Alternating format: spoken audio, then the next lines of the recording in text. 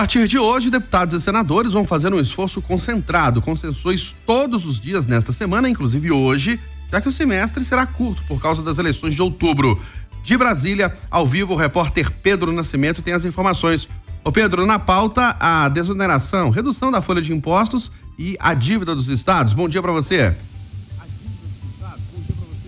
Bom dia também para você, Eustáquio. Bom dia, Kátia. Bom dia também para todo mundo que acompanha Itatiaia nessa segunda-feira.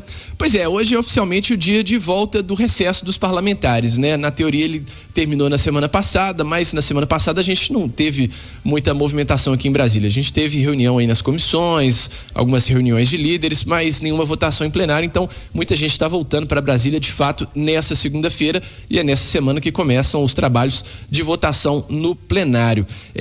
Há muita coisa para ser resolvida, porque é um semestre mais curto, como você disse, Eustáquio, por conta dessa questão das eleições que ocorrem em outubro, e por isso a necessidade de se priorizar alguns assuntos, especialmente da pauta econômica, né? Vou começar pelo Senado, que é onde a gente já tem um encaminhamento para duas votações muito importantes que inclusive você citou. A questão do projeto que prevê a renegociação da dívida dos estados e outro que trata da compensação pela desoneração da folha de pagamentos, que é um assunto que a gente vem falando aí desde o ano passado, tem muitas idas e vindas, o presidente Lula já vetou, o Congresso aprovou, foi parar no STF, mas agora parece que a gente tem essa reta final desse encaminhamento após um acordo entre o Executivo e o Legislativo.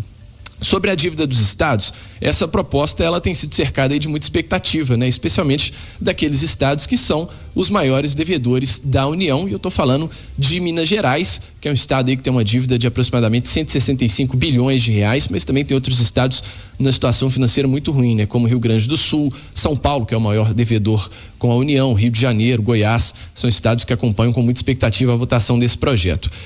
O relator dessa proposta ganhou o nome de PROPAG, que é Programa de Pleno Pagamento de Dívida dos Estados.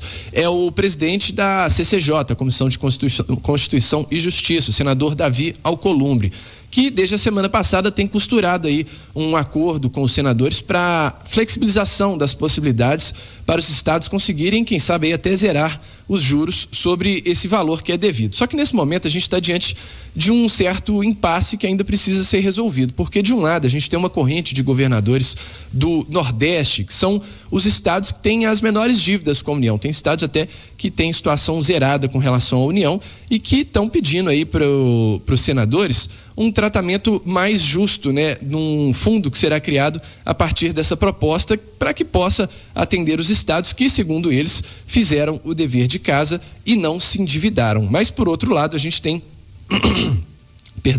a gente tem aí uma corrente de governadores do Sul e do Sudeste que pedem uma redução mais drástica dos juros e, portanto, quanto menos encargos aí puderem ser pagos nesse abate dessas dívidas, melhor. Minas Gerais, por exemplo, vai ter que usar aí empresas públicas, bens, né, do Estado para tentar reduzir esse valor. E lembrando que tanto essa proposta quanto a proposta da desoneração da folha de pagamentos devem ser votadas na próxima terça-feira, ou seja, já amanhã.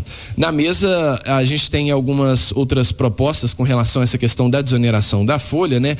Que o Senado agora precisa encaminhar de onde será tirado esse dinheiro aí para compensar essa isenção de impostos para as empresas e também para os municípios. E a gente tem aí a possibilidade de uma proposta da Fazenda ser votada, que ela ainda encontra resistências, né? Mas é o aumento da contribuição social sobre lucro líquido, né? Os senadores têm discutido aí se essa proposta é a mais viável, porque ela aumenta impostos, isso aí não pega muito bem, os senadores não são muito favoráveis a essa ideia, mas se não tiver acordo, ela vai acabar sendo votada na próxima terça-feira.